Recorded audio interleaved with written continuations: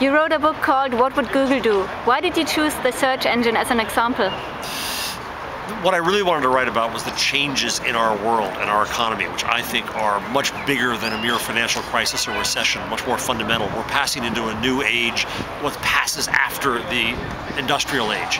And I figured the way to understand this new world was to look at it through the lens of a company that was successful in it, that understood it.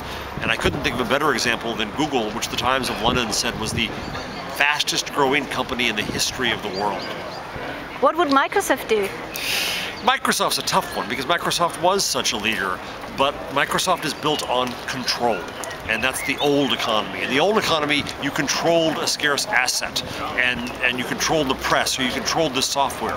The new economy is built on creating platforms and opportunities for others to succeed, and Microsoft just can't understand that.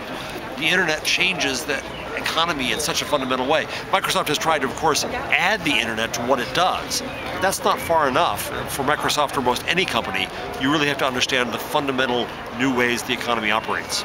What advice do you have for a company struggling in the internet economy?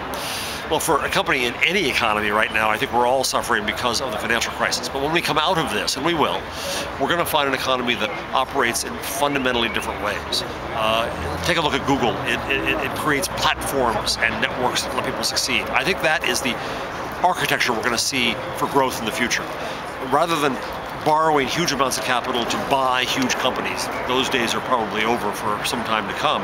What we'll see is platforms at the base. People will build companies for much less money on top of these platforms. We'll see lots and lots of companies build on top of that platform. Then there'll be disorganization. There'll be the need to create networks that bring together critical mass. So platforms and entrepreneurship and networks, I think, are the architecture of the new world, and I'd find a way to try to fit into one of those three.